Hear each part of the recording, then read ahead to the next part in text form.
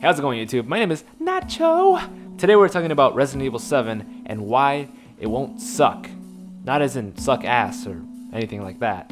There's been so much negative criticism against the game when in reality we hardly know anything, and that's one thing I really love that Capcom are doing. And normally no one loves what Capcom does.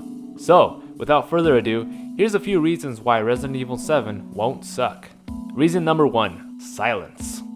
I know everyone who's watching this video is probably asking, what the fuck is silence? Also, who's your meth dealer? Let me explain. Silence, as in the absence of sound, is super important to me as a horror fan. I absolutely hate games that put on a spooky soundtrack during the gameplay to try to force the player into being afraid. It feels forced, and it doesn't work most of the time. With RE7, there have been parts in the demos where only the atmosphere, footsteps, and wooden creaking are heard.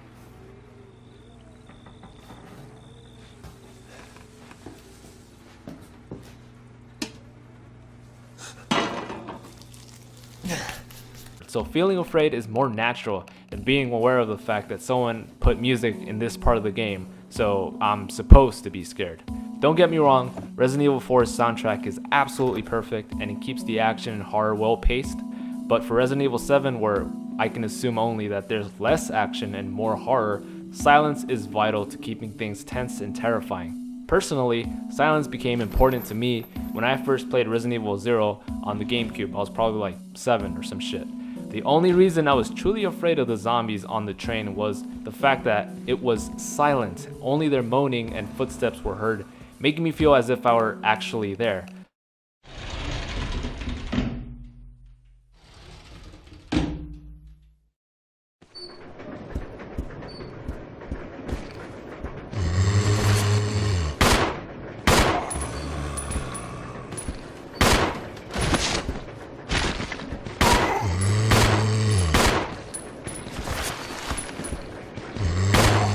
So all in all, silence is one thing that RE7 is doing right so far.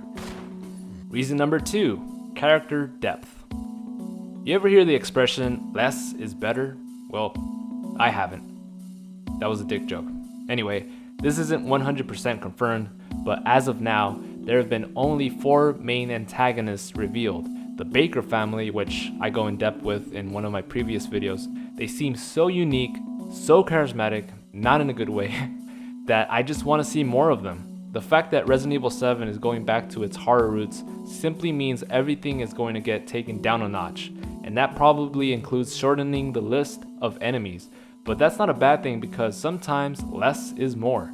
We can assume that the Bakers will be the main enemies of the game, therefore there's going to be a lot of time in the game for them to fully develop, give them their own story arc, and will make the player actually care about them in the end. I have to remind everyone that this is not 100% confirmed that the Bakers are the primary enemies of RE7, but if they are, I already want to know their backstory, why they're crazy as shit, and what really happened to this perfect family. I have my favorite already with Jack Baker. He already has a catchphrase that fans can easily remember, and the game isn't even out yet. Welcome to the family, son. These characters can become the next iconic villains of the series, like Wesker, or the Nemesis, or the U3, whatever the fuck that is. Overall, I'm really excited to find out more about these characters, and that's one thing that RE7 is doing right so far. Reason number 3, actual survival. Going back to the less is more saying, survival is very important to human beings in reality, and so the harder it is to survive, the more the player will feel tense about a situation. So far, I believe I've seen only one gun in Resident Evil 7's demos. Not only that, the players seem to have shitty aiming.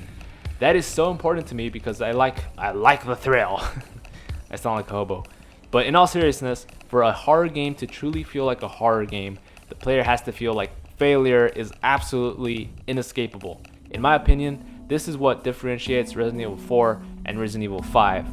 Sure, Resident Evil 4 had the most perfect blend of horror and action, but if you didn't use something at the right time, you're fucked. But for Resident Evil 5, things were different and they were easier. Then came Resident Evil 6, and the whole thing was really fucking easy because the player was babied with ammo and better guns at the very beginning. So, when the player's decisions and choices actually matter, the game matters as a whole. It makes the player actually think before doing something. In Resident Evil 7, we've only seen a few items here and there, as well as puzzles, which is essential in any Resident Evil game. And look at those little renderings of these items, man. If these renderings don't bring you back to the good old days, I don't know what will. Reason number 4, the mystery.